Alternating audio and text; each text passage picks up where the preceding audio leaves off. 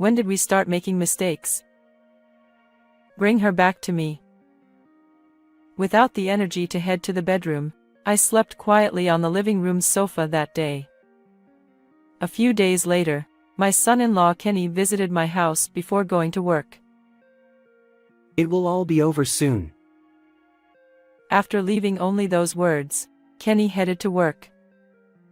His unusually strong tone left me feeling uneasy, but I didn't dwell on it too deeply. Later that evening, my husband Russ returned home without a word and went straight to the bathroom. As I watched his back, I realized I no longer felt anything. Despite our relationship having grown so cold, the layout of our home meant we had no choice but to sleep in the same room. I quietly entered the bedroom once Russ had fallen asleep. However, even with my eyes closed, I couldn't seem to drift off. I tossed and turned, unable to find rest, until the clock struck 1 a.m. in the silent night. At that moment, I felt someone's presence in the room. Heart pounding, I opened my eyes to find Kenny there. Why? Ignoring my question, Kenny forcefully pulled me out of bed and shoved me into the closet. He followed, closing the door just enough to obscure the room. What's going on all of a sudden? Sure. Kenny raised one hand, and the pressure of his control made me shut up involuntarily. He continued to observe the room through the narrow gap in the door. Just wait a little longer. I didn't know what he was waiting for, but I remained still. A few minutes later, it happened. What? As I watched the eerie scene unfolding in the bedroom, my breath caught, and I could do nothing but observe. People prefer happy endings over bad endings. An ending where everyone is happy, laughing together without anyone missing. But does such a story of universal happiness truly exist? Isn't someone's happiness inevitably tied to someone else's misfortune? This is my story of a happy ending. Happy birthday, Mom. I am Lisa Moore. I'll be turning 57 this year. Usually, at this age, people don't bother remembering their exact age, but my daughter Kathy celebrates it so thoughtfully every year that I remember. This year, she gave me a beautiful fountain pen to use at work, considering my job as a full-time employee. I wonder if it was a wallet last year. I have this for you. Happy birthday. Kathy, who grew up as such a kind-hearted daughter, has her husband. Kenny, Kathy's former colleague, is a quiet and often absent-minded young man. When he was first introduced as Kathy's boyfriend, I'll admit I felt a bit anxious. However, his gaze toward Kathy is filled with kindness, and I gradually realized that he's someone who can empathize with others. It put my mind at ease. Even now, though his words may be a bit vague, the gift he handed over was meticulously wrapped, containing a beautiful scarf inside. He's polite and incredibly gentle. I feel fortunate to be surrounded by such wonderful individuals. Thank you both. I'll cherish it. Thank you too.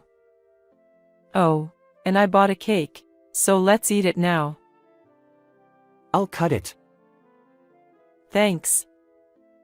Here, Mom, have a seat here. The cake presented was neatly divided into 4 pieces. Yes, we're not just a family of 3. As Kenny carefully served each slice onto plates, the living room door opened. You're making too much noise, guys. Dad. Welcome back. It's Mom's birthday today. Ah, right. Is there a piece for me too? Yes, please. When Russ received the cake from Kenny, he walked straight to the bedroom without even acknowledging me or Kathy.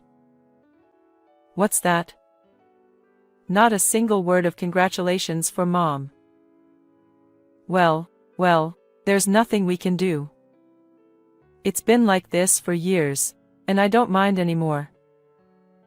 Russ used to be a very kind person. We promised to be good parents together and had Kathy. At first, I thought Russ was trying to be a good parent too. When Kathy started crying, he would rush to her before me, and he'd bring toys home almost every day. However, parenting, for better or worse, consumes time.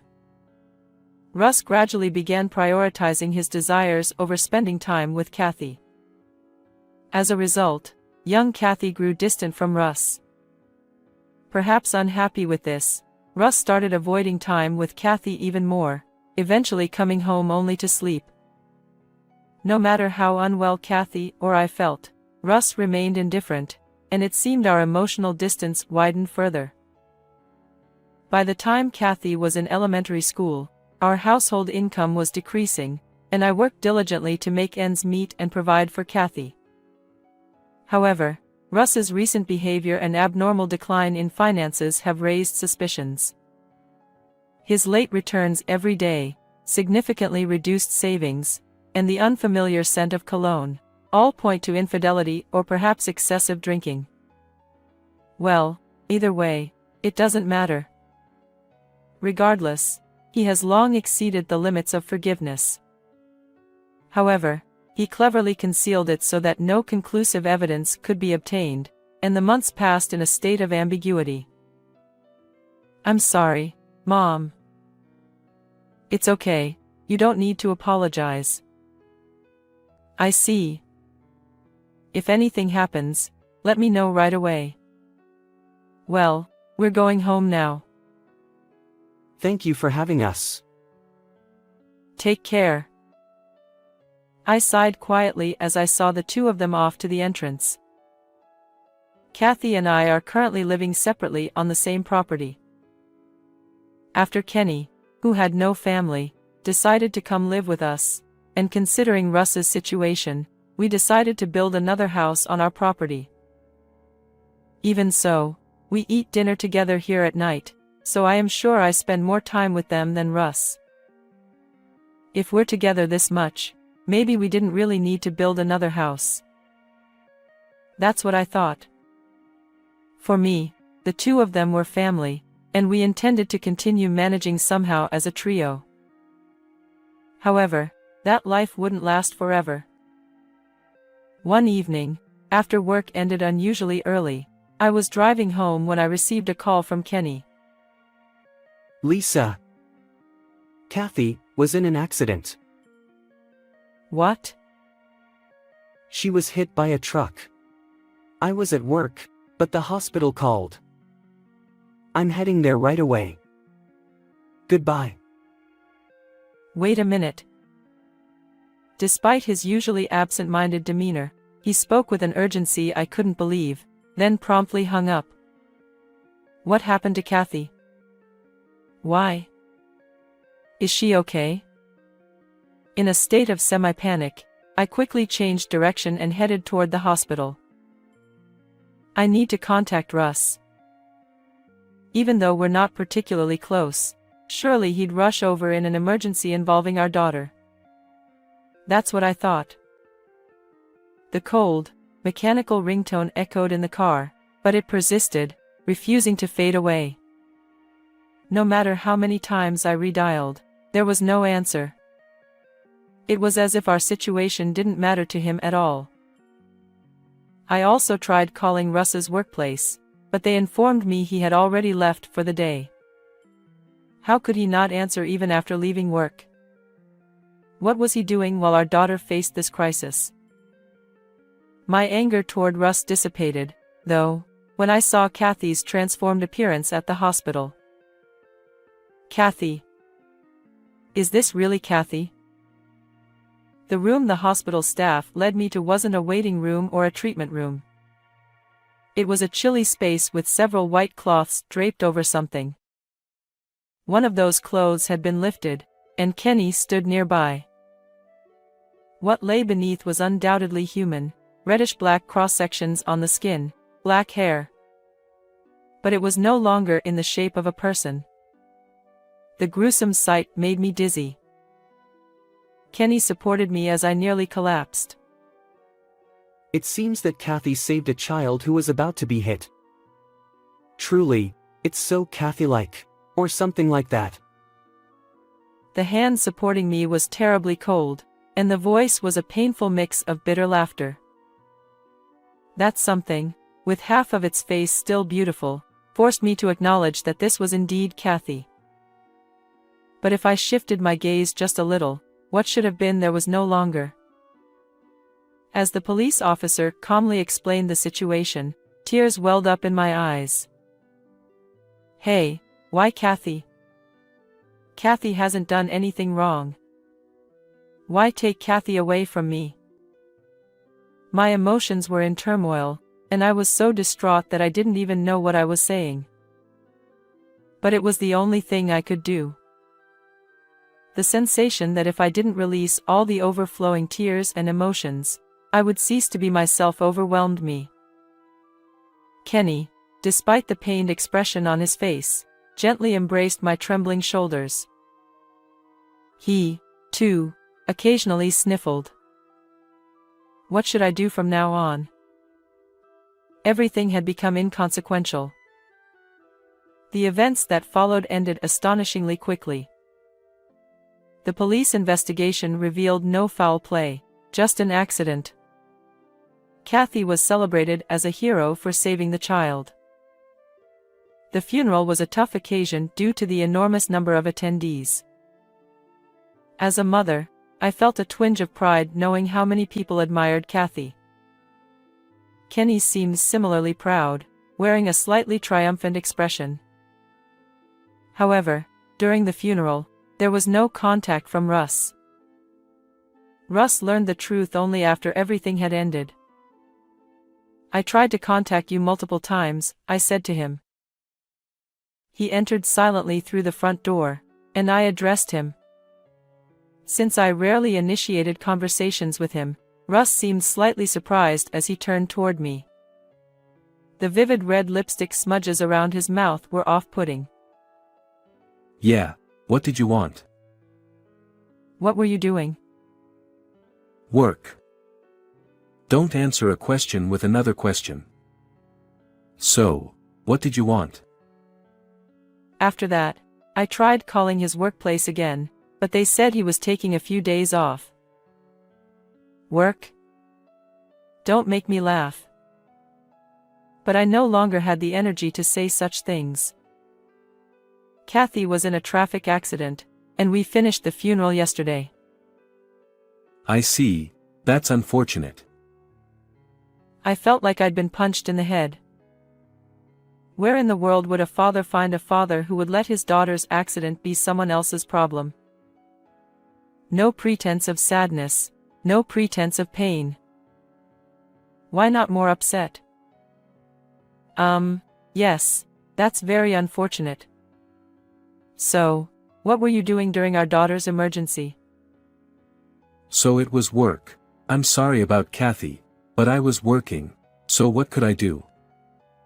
Don't make me keep saying it. Russ said irritably, disappearing into the bedroom. The hand resting on my knee tightened involuntarily. Frustration. Russ, who seemed indifferent even after our daughter was gone, and my own inability to respond to him, both infuriated me. How did we end up like this? When did we go wrong? Bring Kathy back.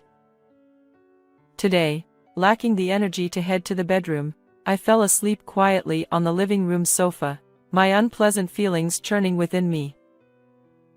Since then, the days when Russ comes home have clearly decreased. Today, Kenny and I were the only ones who said grace before the empty dining table. There were no smiles. The air was heavy, filled only with a lingering sense of loneliness. After that, I became unable to focus on anything, and I'm currently on an extended leave from work. I didn't do anything at home, but just stared at the picture of Kathy by my side. Seeing me like this, Kenny had started helping with household chores. He often expressed concern and tried to talk to me, but I could only give vague responses. I felt a bit sorry for him, but I didn't want to think about anything. Kenny occasionally muttered something as if talking to someone, but even that didn't matter much. On that particular day, Kenny visited my house before heading to work. Although he usually comes in the evening due to busy mornings, I wondered what had changed. What's going on? It'll all be over soon. Before I could inquire further, he left for work. His unusually firm tone left me feeling uneasy. I didn't dwell on it much, assuming it was work-related, and spent another empty day. That evening, Russ returned home after a long absence. Without a word, he headed straight to the bathroom. I felt nothing anymore. Despite the layout constraints, we had no choice but to share the same room for sleep. I quietly entered the bedroom around the time Russ fell asleep, but even with my eyes closed, I struggled to doze off. Tossing and turning, I remained awake until the clock struck 1 a.m. At that moment, I sensed someone's presence in the room. Curious, I opened my eyes slightly, and there stood Kenny. "Why are you here?" Ignoring my question, Kenny yanked me out of bed and forcibly shoved me into the closet. He followed suit, squeezing in until the door barely closed, revealing a glimpse of the room. The closet, now housing both of us, felt stuffy and cramped. "Wait, what's going on all of a sudden?" Sure. Kenny raised one hand, momentarily silenced by the pressure. He continued to peer through the gap in the door, observing the room quietly. Just a little more patience. Although I didn't know what we were waiting for, I found myself doing the same. Gradually, the room became shrouded in mist, as if it were enveloped in white fog. Even the closet, which had been oppressively hot just moments ago, now felt like freezing air. The mist coalesced into a shape near Russ's pillow, eventually transforming into the figure of a woman. What? The figure seemed eerily familiar. It was Kathy. Although her form lacked clarity, I knew it was her. The mist, undeniably Kathy, had enveloped the room. Kenny, sensing my impending outcry, covered my mouth with his hand. Kathy stood near Russ, murmuring something. In response, Russ's fitful sleep intensified. It appeared as though a ritual was unfolding, one designed to torment him. Even I felt suffocated, beads of cold sweat forming on my skin. The scene persisted until Kathy abruptly ceased her movements, dissipating into thin air. The suddenness left me bewildered. Russ, though no longer thrashing, bore an abnormal sheen of sweat on his forehead. The vision I'd witnessed was no illusion. Seeking answers, I turned to Kenny. His response was cryptic, "Not here. Let's head to the living room." Hey, was that Kathy, right? Yes, it was Kathy. More precisely, it's like Kathy's lingering presence. Lingering presence. Exactly. When someone leaves something unfinished in reality, it remains like that. Why do you know about this? I've been able to see things like that since I was a child. Kenny had strong intuition from a young age, seeing things that others couldn't. It was a normal part of his daily life. However, it also meant he often felt drained during the day, which might explain his occasional aloofness. Kathy knew about this aspect of Kenny and was actually drawn to him because of it. She found it intriguing. Because of this ability, I have always avoided people because I thought they would make me feel uncomfortable. But Kathy accepted me like that. Kenny gazed into the void again, a nostalgic expression on his face. There was nothing visible there, but perhaps Kathy was present, just beyond my perception. I wasn't one to believe in spirits, but after witnessing that scene earlier, I couldn't dismiss it entirely. When Kathy was gone, I couldn't sleep at all that night. But at that moment, I felt like Kathy was there. It wasn't clear then, but... Yeah, I see. As time passed, I could see her more distinctly. Now we can even converse. Kenny occasionally talks to someone. It turns out to be Kathy, lingering here as a thought. Not just observing, but having conversations. To think he can speak again with someone he thought he'd lost forever. No matter how hard I squint, I can't see Kathy's form. Kenny's ability is truly enviable. Kathy said something? At first, she apologized. Said sorry for suddenly disappearing. I want to tell Kathy that she doesn't need to apologize. She hasn't done anything wrong. She's a hero for protecting the child. She was really worried about you. She wanted you to recover quickly. There's no way to recover. Kathy was my only family, my reason for living. And she was very angry with her dad. So today, she said she wanted to vent that anger, and that was why she did that way. Sorry for surprising you. I see. But why did you put me in the closet? Honestly, I don't understand things like spirits or lingering emotions. I thought Kathy's negative feelings might affect you, so I did it. Ah, I see. It did feel a bit suffocating. And Russ suddenly coming back today, could Kathy be involved? Yes. Kathy seemed to have done something. I don't know the details. Kenny shrugged, acknowledging the mysterious nature of spirits. I had plenty of thoughts about Russ too, and I'd been waiting for a chance to confront him. Maybe now was the perfect opportunity to resolve things for our crumbling family. Kenny, do you have time tomorrow? Huh? Oh, yes, I think so. Let's put an end to this. I want to have a proper conversation with Russ. Maybe Kathy can join too. She's nodding, with a big smile. Do you have something in mind? Not sure, but... Ha, you're a reassuring ally. Well then, let's call it a night. Sure. Oh, Kathy really cared about you. So, please don't push yourself too hard. I understand. Good night, then. Kenny, and probably Kathy, headed home together. I didn't want to return to the bedroom, so I stretched out on the living room sofa. Unlike earlier, sleep quickly overcame me, and it was the best rest I'd had in a while, even though the sofa wasn't exactly comfortable. I woke up to the sound of birds chirping. Sunlight streamed through the gap in the curtains, creating a pleasant morning atmosphere. As I sat there, lost in thought, suddenly I heard shouting from the bedroom, followed by heavy footsteps running toward me. Lisa. I've been wrong.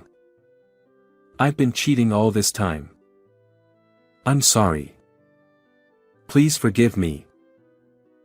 Russ burst into the living room and immediately started apologizing. Although I was taken aback by the sudden confession, I couldn't help but imagine that Kathy had said something to him.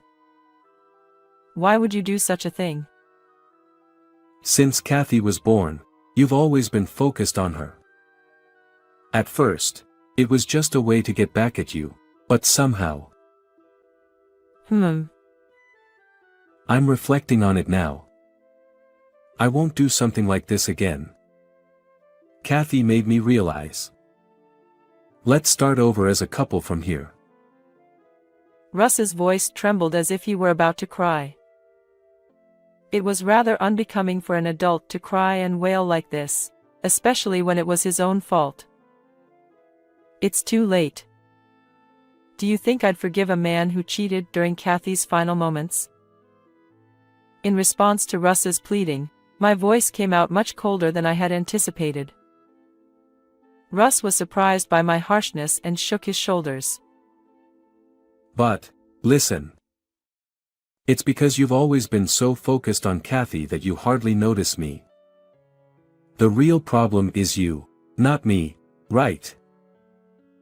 As Russ raised his voice in frustration, my body tensed up slightly. However, at that moment, the front door opened, and Kenny walked in. Russ looked at him, or more precisely, at the empty space to Kenny's left, and began trembling. Ah, so you can see her. Kathy, it's not what you think. It's not that I didn't care about you. I was just lonely. I even wanted to attend your funeral. Russ desperately tried to explain, but he was staring into empty space. Yet, I'm sure Kathy was there. Kathy is furious right now. For her mom's sake. I still couldn't see anything, but Russ's panic told the story of reality. However, I felt that such shallow words wouldn't resonate.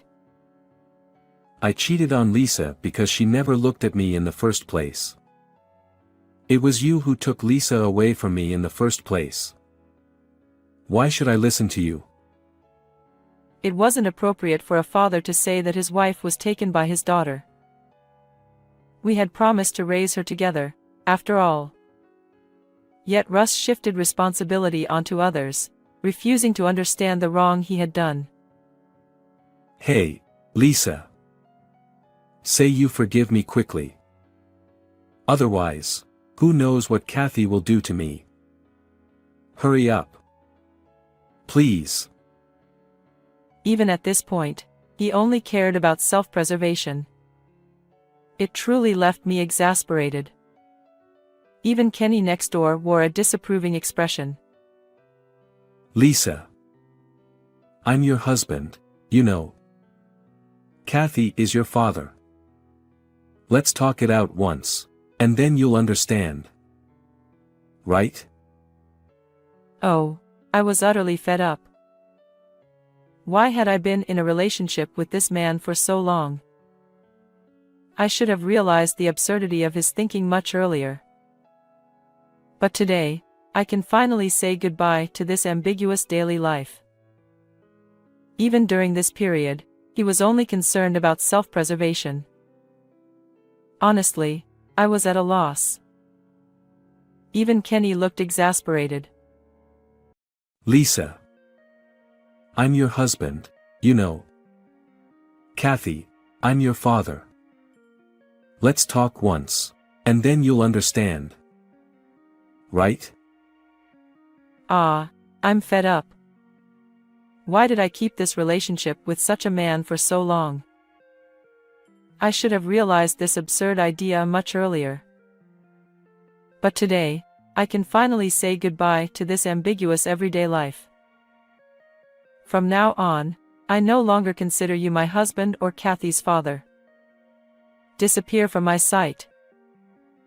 As I emphatically declared those words, Russ widened his eyes and slumped.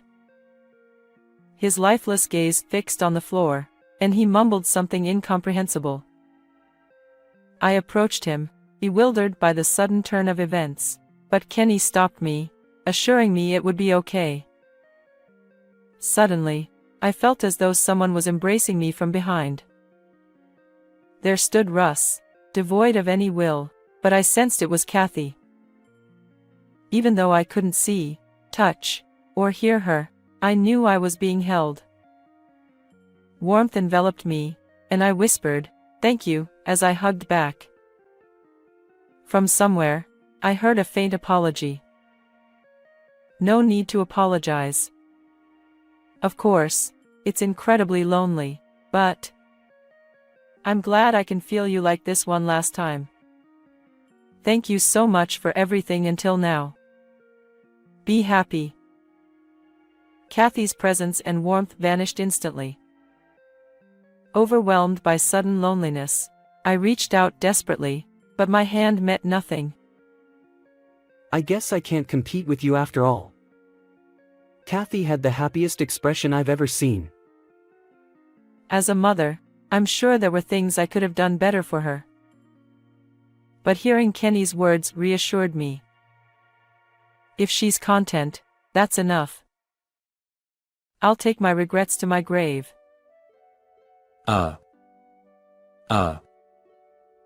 Russ hung his head, frozen in place. Later, I took him to a psychiatric clinic. Occasionally, he regained sanity only to tremble in fear and mutter something incomprehensible.